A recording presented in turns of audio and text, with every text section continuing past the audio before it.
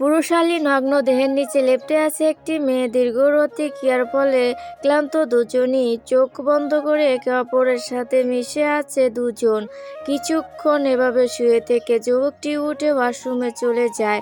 ঘণ্টাখানিক পর শাওয়ার নিয়ে কোমরে একটি তোয়ালে জড়িয়ে ওয়াশরুম থেকে বেরিয়ে আসে। ফর্সা শরীরে পানির ফোঁটাগুলো চিকচিক করছে, কপালে ছোট ছোট চুলগুলো ছড়িয়ে ছিটিয়ে আছে। মারাত্মক আকর্ষণীয় লাগছে পুরুষটিকে। মেয়েটি তৎক্ষণাৎ উঠে বসে। সে এক দৃষ্টিতে ওই পুরুষটি দেহের দিকে তাকিয়ে থাকে। তার চোখে আবারও ওই পুরুষটিকে পাবার কামনা জাগে। সে উঠে পুরুষটিকে জড়িয়ে ধরে, সাথে সাথে পুরুষটির চোখে অগ্নিশমা জ্বলে উঠে। এক ধাক্কা দিয়ে মেয়েটিকে নিজের থেকে সরিয়ে দেয় আর দাঁতে দাঁত চেপে বলে, ডোন্ট টাচ মি। মেয়েটি অবাক হয়ে বলে, কিন্তু জাবিয়ান, আমরা তো সারা রাত একসাথে ছিলাম, তাহলে এখন কি হলো তোমার? জাবিয়ান মেয়েটির মুখ চেপে ধরে বলে উঠে, don't call me boy, my name is an অ্যাগেন্টুন, কল মি স্যার। আর তুই স্বেচ্ছায় এসেছিস আমার সাথে বেড শেয়ার করতে। আমি যাইনি। আর এই জাভিয়ান বেরোস। একবার যাকে স্পর্শ করে দ্বিতীয়বার তার দিকে ফিরেও তাকায় না। এই বলে মেয়েটিকে জোরে ধাক্কা দিয়ে ফেলে দেয় আর টাকার বান্ডিল ছুঁড়ে দেয় মেয়েটির মুখে এবং বলে, যা, আর আমার সামনে তোর এই চেহারা দেখাবি না। মেয়েটি জাবিয়ান এর সামনে এসে দাঁড়ায় আর বলে, প্লিজ জাবিয়ান, আমার সাথে এমন করো না। আমি তোমাকে ভালোবাসি। টাকার জন্য আমি তোমার কাছে আসিনি। টাকা আমার বাবার কম নেই। আমি শুধু তোমাকে চাই, ভালোবাসি তোমাকে। জাবিয়ান, বোঝার চেষ্টা করো। জাবিয়ান তাচ্ছিন্ন হেসে বলে উঠে, তোদের মতো মেয়েদেরকে বড় জোর বেড পার্টনার বানানো যায়। আর ভালোবাসায় নির্ঝর চৌধুরী কখনো কাউকে ভালোবাসে না। ভালোবাসার মতো নিঙ্গ কিছুতে জড়াবে না এই জাবিয়ান বেরস। আশা করি বুঝতে পেরেছিস। এবার যা আমার চোখের সামনে থেকে। মেয়েটি আর কিছু বলে না, চোখের পানি মুছতে মুছতে চলে যায় সেখান থেকে। আর মনে মনে বলে, আমি তো তোমাকে আমার করবই। জাবিয়ান বেরস।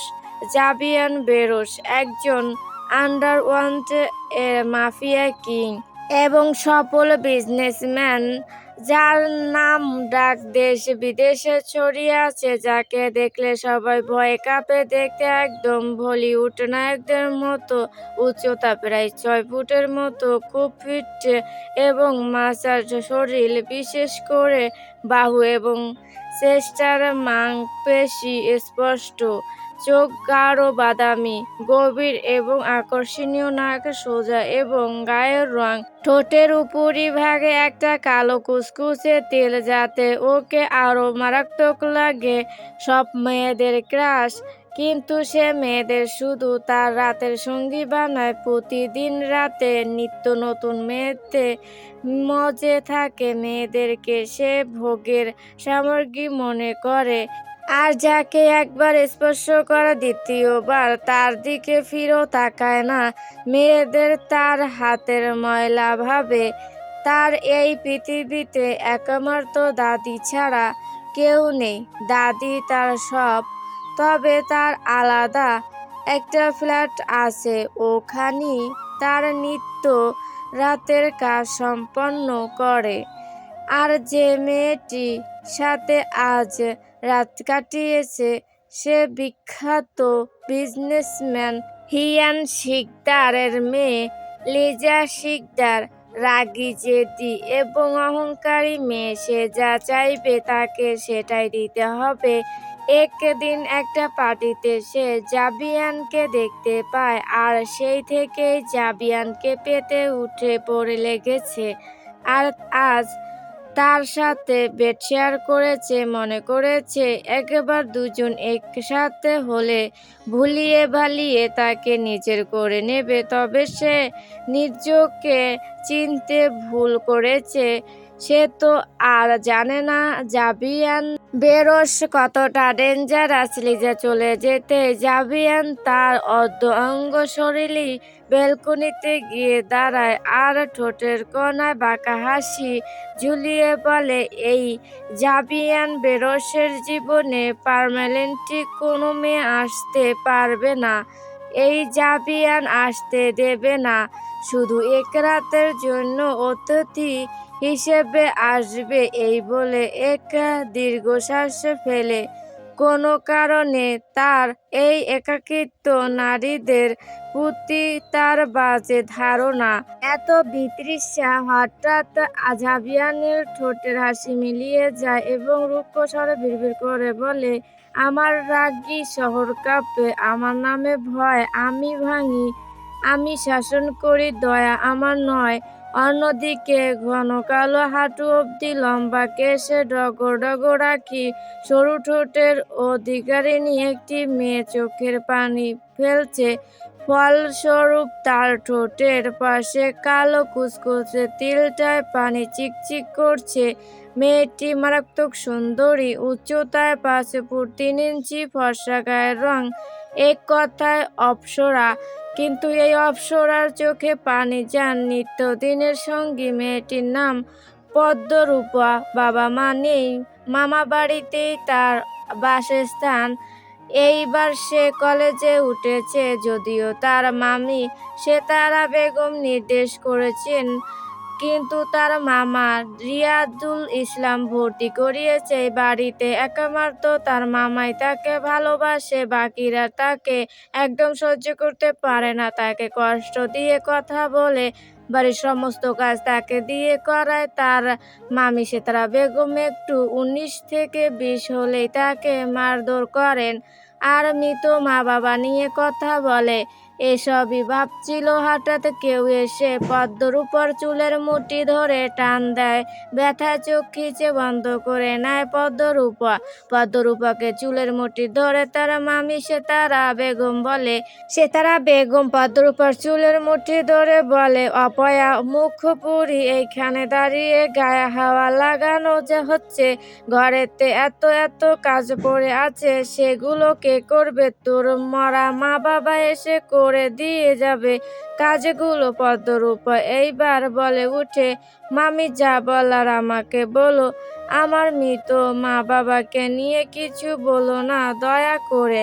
সেতারা বেগম এবার আরো রেগে যায়, চুলের মুঠি আরো শক্ত করে টেনে ধরে আর বলে, আমার মুখে মুখে তর্ক করিস? মা বাবাকে খেয়ে এখন আমাদের ঘাড়ে এসে অন্ন ধ্বংস করছিস, আবার আমার মুখের ওপর কথাও বলছিস। আজ সারাদিন কোনো খাবার পাবি না, না খেয়েই থাকবি আজ তুই। এই বলে পদ্মরূপাকে ছেড়ে সেতারা বেগম চলে যায় রুম থেকে। পদ্মরূপা উঠে ধীরে ধীরে রুমের বাইরে চলে আসে এবং নিজের মতো কাজ করতে থাকে। এখন আর সে কষ্ট পায় না, কারণ কষ্ট যাদের জীবন গড়া তাদের আবার কষ্ট কি? এসব সহ্য করতে করতে এখন সে পাথরে পরিণত হয়ে গেছে। কারো কথা আর তার গায়ে লাগে না। তবে মা বাবার কথা মনে হলে সে কাঁদে। মা বাবার ছবি বুকে জড়িয়ে ধরে কাঁদে। মা বাবা থাকতে তার জীবন ছিল স্বপ্নের মতো, কিন্তু সেই সুখ আল্লাহ তাআলা বেশি দিনে রাখলেন না।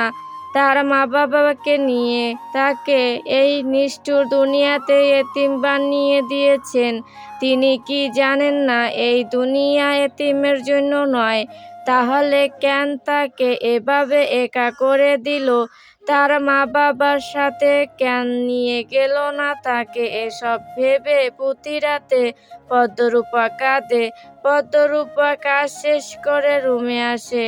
আজ তার কলেজের প্রথম দিন। সেতারা বেগম তাকে শর্ত দিয়েছিল, কলেজে যেতে হলে বাড়ির সমস্ত কাজকর্ম সেরে তারপর যেতে হবে, নয়তো তাকে কলেজে যেতে দেবে না। পদ্মরূপা মাথা নেড়ে তার শর্তের সায় জানায়, কারণ সে পড়তে চায়, তার স্বপ্ন সে পূরণ করতে চায়। পদ্মরূপা একটা সাদা রঙের চুড়িদার পরে নেয়, চুলগুলো খোপা করে নেয় এবং মাথায় ওড়না জড়িয়ে বেরিয়ে পড়ে কলেজের উদ্দেশ্যে। জাবিয়ান রেডি হচ্ছিল, তখনই তার ফোনটা বেজে উঠে। ফোন হাতে নিয়ে দেখতে পায় তার দাদিমা ফোন করেছে। মুচকি হেসে ফোনটা হাতে নেয়, রিসিভ করে কানে ধরে হ্যালো বলতেই ওপাশ থেকে তার দাদি রেবেকা বেগম বলে উঠেন, দাদু ভাই তুই কি আজ এই বাড়ি আসবি না? জাবিয়ান বলে, দাদি আসবো, অফিসে জরুরি একটা কাজ আছে, তা সম্পন্ন করেই আসবো। জাবিয়ানের কথা শুনে রেবেকা বেগম খুশি হন এবং জাবিয়ানকে বলে, আচ্ছা সাবধানে আসিস, এখন আমি রাখছি। এই বলে ফোন কেটে দেয়। জাবিয়ান রুম থেকে বেরিয়ে সোজা নিজের গাড়িতে গিয়ে বসে। জাবিয়ানকে গাড়িতে বসতে দেখে রোহান বলে উঠে, ছাড়, আগে কোথায় যাবেন? জাবিয়ান বাঁকা হেসে বলে, তার কাছে নিয়ে চলো, আগে তার কাছে হিসাব নিকাশ শেষ করে নেই, তারপর অন্য কোথাও। রোহানও হেসে গাড়ি স্টার্ট দেয়। রোহান জাবিনের সবসময় সঙ্গী, বলতে গেলে ছায়া সঙ্গী। জাবিয়ান রোহানকে ছোট ভাইয়ের মতোই দেখে। জাবিয়ানের গাড়ি এসে থামে জঙ্গলের ভিতরে একটা অদ্ভুত বাড়ির সামনে। বাড়িটা দেখতেই কেমন ভয়ঙ্কর ভূতের মতো লাগছে। রোহান যতবার এখানে আসে ততবার তার ভয়ে পরাণ কাঁপে, মনে হয় যেন দম বন্ধ হয়ে মরে যাবে। কিন্তু জাবিয়ানের ভয়ে কিছু বলে না। জাবিয়ান শুকনো পাতার মরমর শব্দে যেন আরো ভয়ঙ্কর লাগছে। জাবিয়ান ঢুকে পড়ে তার বেসমেন্ট এর গোপন রুমে। সেখানে একটা লোককে বেঁধে রাখা হয়েছে। জাবিয়ান গিয়ে সেই লোকটার সামনে চেয়ার টেনে বসে। লোকটা জাবিয়ানকে দেখে ভয় একদম ছিটিয়ে যায়, হাত পা কাঁপতে শুরু করে। জাবিয়ান লোকটার অবস্থা দেখে বাঁকা হাসে আর বলে, এই জাবিয়ান বেরোসের সাথে পাঙ্গা নেওয়া, তাই না? পাঙ্গা যেহেতু নিয়েছিস, তার শাস্তি তো ভোগ করতেই হবে তোর। এই বলে লোকটার মুখে ফুটন্ত গরম পানি ছুঁড়ে মারে। লোকটা এক বিকট আওয়াজে চিৎকার করে উঠে আর জাবিয়ান পৌশালিক হাসিতে মেতে উঠে। লোকটা কাঁপা কাঁপা স্বরে বলে উঠে, আমাকে ছেড়ে দিন প্লিজ, আমি আর কখনো এমন করব না, আমার জান ভিক্ষা দিন প্লিজ। জাবিয়ান লোকটার গায়ে ছুরি দিয়ে আঘাত করতে করতে বলে উঠে, আমার সাথে পাঙ্গা নেওয়ার আগে মনে ছিল না তোর এই কথা? এই জাবিয়ান বেরসের সাথে কথা নড়চড় করলে এর পরিমাণ কতটা খারাপ হতে পারে তা আগে ভাবিসনি। এই বলে জাবিয়ান লোকটার পেট বরাবর ছুরি দিয়ে একের পর এক আঘাত করতে থাকে। লোকটা মৃত্যুর কোলে ঢলে পড়ে আর তখনই জাবিয়ান থামে, রক্তমাখা ছুরিটা ছুঁড়ে ফেলে দেয় এবং একটা গার্ডকে উদ্দেশ্য করে বলে, ওকে প্ল্যাটফর্ম এর কাছে দিয়ে এসো, আজকের জন্য তার খাবার। ব্যাটফ্যাং খুশি হবে তার খাবার দেখে।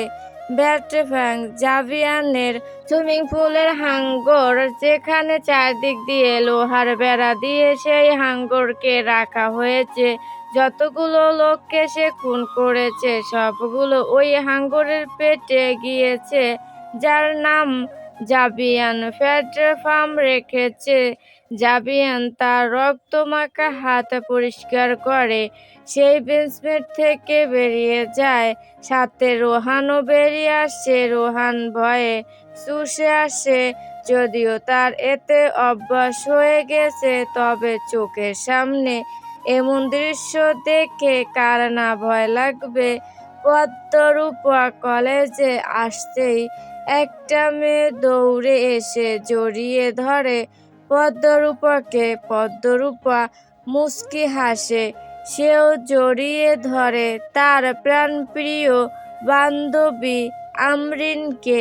আমরিন আর পদ্মরূপা দুজন বেস্ট ফ্রেন্ড, একে অপরের প্রাণ বলতে গেলে। আরমিন পদ্মরূপাকে বলে উঠে, কিরে পদ্ম, এত দেরি হলো কেন আসতে? আর তোর মুখটা এমন শুকনো লাগছে কেন? পদ্মরূপা কিছু বলতে যাবে, তখনই আমরিন আবারও বলে উঠে, নিশ্চয়ই ওই মহিলা আজ কিছু খেতে দেয়নি, তাই তো? আমার মাঝে মাঝে মনে চায় ওই মহিলাকে খুন করে আসতে। বেয়াদব ডাইনি মহিলা। পদ্মরূপা মলিন হাসে, জানে আমরিন তাকে একটু বেশি ভালোবাসে, তাই তো তার কষ্ট এই মেয়েটা সহ্য করতে পারে না। পদ্মরূপা আমরিনকে বলে, না রে, তেমন কিছু না, চল ক্লাসে যাই। আমরিন বলে, আমার সাথে এখন ক্যান্টিনে যাবি, কিছু খেয়ে তারপর ক্লাসে যাব। আমি কোনো কথাই শুনতে চাই না তোর, চল আমার সাথে। পদ্মরূপাকে আর কোনো কথা বলতে না দিয়ে হাত ধরে টানতে টানতে ক্যান্টিনের দিকে নিয়ে যায় আমরিন। সবাই কেমন অদ্ভুত নজরে তাকিয়ে আছে ওদের দিকে। আমরিন পদ্মরূপাকে খাইয়ে তারপর ক্লাসে যায়। ক্লাস শেষে দুজন কলেজ থেকে বেরিয়ে আসে। আমরিন পদ্মরূপার থেকে বিদায় নিয়ে চলে যায়, আর পদ্মরূপা হাঁটতে শুরু করে। কলেজ থেকে তার মামার বাসা যেতে প্রায় 30 মিনিট লাগে। প্রতিদিন সেই হেঁটেই যাওয়া আসা করে। যে ঠিক মতো খেতে পায় না, তার জন্য গাড়ি নিয়ে চলাফেরা করা নিতান্ত বিলাসিতা ছাড়া কিছু না। পদ্মরূপা একটা দীর্ঘশ্বাস ফেলে হাঁটা শুরু করে। রাতে জাবিয়ান আসে সুলতান ভিলায়।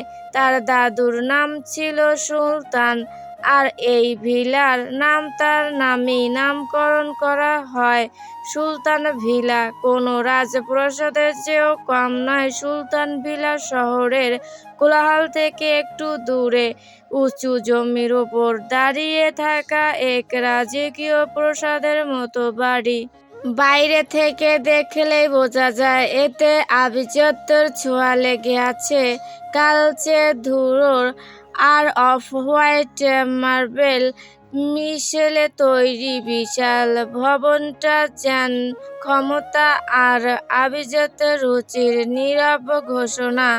ভিলার সামনে লোহার নকশা করা উঁচু গেট। গেট খুললেই প্রশান্ত ড্রাইভওয়ে, দুই পাশে সারি সারি সাজানো বিদেশি গাছ, নরম হলুদ আলোয় রাতের বেলায় পুরো জায়গাটা রহস্যময় হয়ে ওঠে। দূর থেকে ভিলাটা যার নিজের আধিপত্য জাহির করে।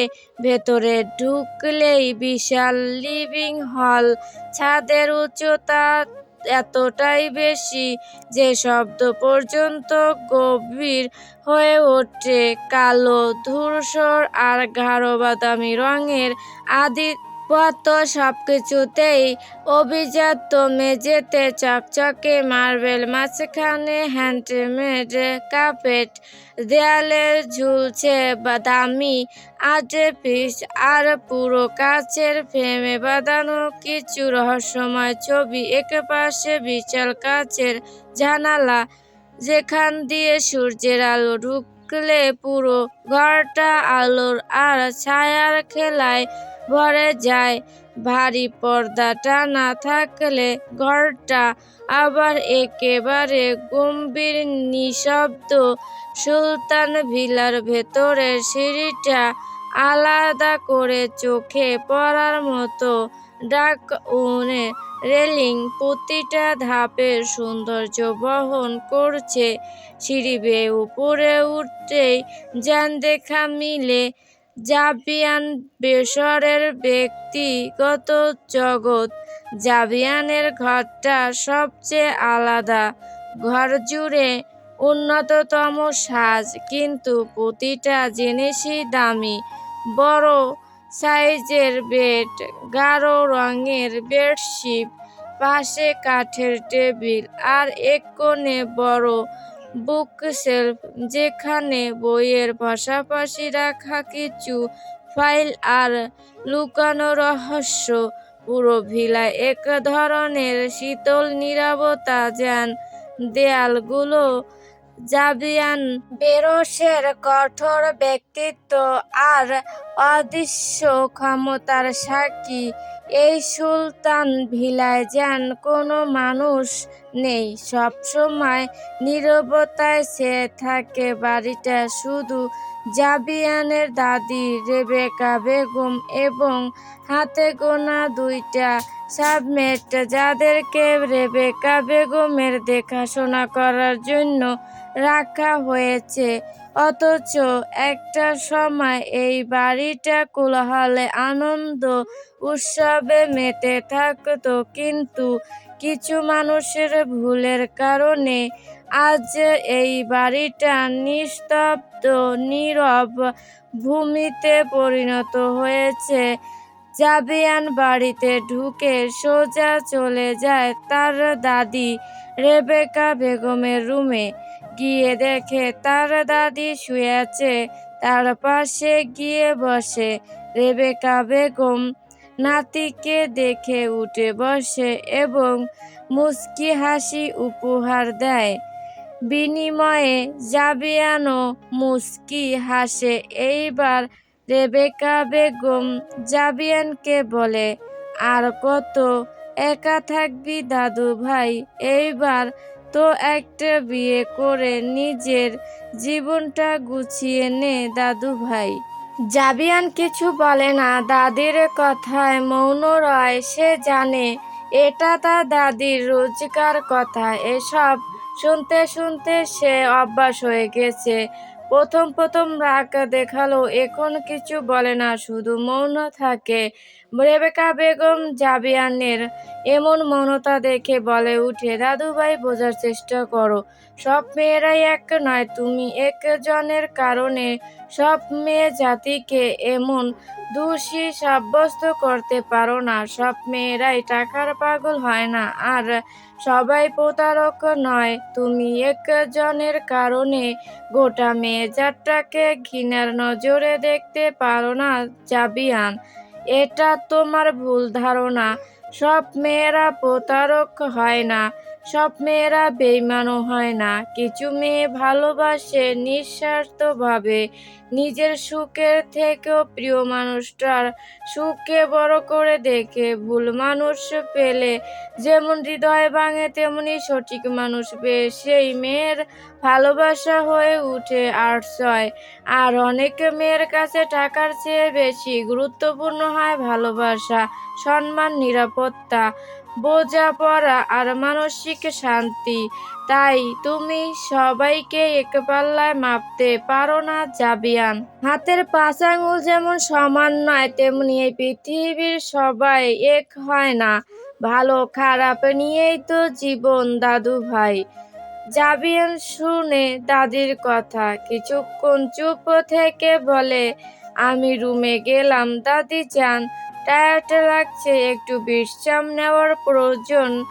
এই বলে রেবেকা বেগমকে কোনো কথা বলার সুযোগ না দিয়েই চলে যায় রুম থেকে। রেবেকা বেগম নাতির যাওয়ার দিকে তাকিয়ে হতাশ নিঃশ্বাস ফেলে আর মনে মনে আল্লাহর নিকট দোয়া করেন, যেন তার জাবিয়ানকে আল্লাহ সঠিক বুঝ দান করেন এবং তার জীবনে সঠিক কাউকে পাঠান, যাতে তার নাতির জীবনটা আবার আগের মতো হাসি খুশি হয়ে যায়। কারণ তার প্রার্থনা করা ছাড়া যে কিছুই করার নেই। জাবিয়ান রুমে আসে, ফ্রেশ হয়ে বিছানায় গা এলিয়ে দেয় এবং তাচ্ছিন্ন হেসে বলে ওঠে, সব নারী একই, বেঈমান, প্রতারক এবং চরিত্রহীন। তখনই যেন তাকে কেউ উপহাস করে বলে উঠে, তাহলে তুমি কি জাবিয়ান বেরোস? যে নারীকে তুমি চরিত্রহীন বলো, অখ্যাতিত করছো, সেই নারীকেই তো তুমি রাতের পর রাত ইউজ করছো। তাতে কি তোমার চরিত্রে দাগ লাগছে না? তাতে কি তুমি এক চরিত্রহীন পুরুষ হিসেবে আখ্যায়িত হচ্ছ না? তোমার আর তাদের মাঝে পার্থক্য কি থাকছে জাবিয়ান বেরোস? এর কোনো জবাব আছে তোমার কাছে জাবিয়ান বেরোস? জাবিয়ান যেন এতে চমকে যায়। পদ্মরূপা রাতের সমস্ত কাজ সেরে সবেমাত্র রুমে এসেছে। তার কথা মতো তার মামি তাকে কোনো খাবার দেয়নি।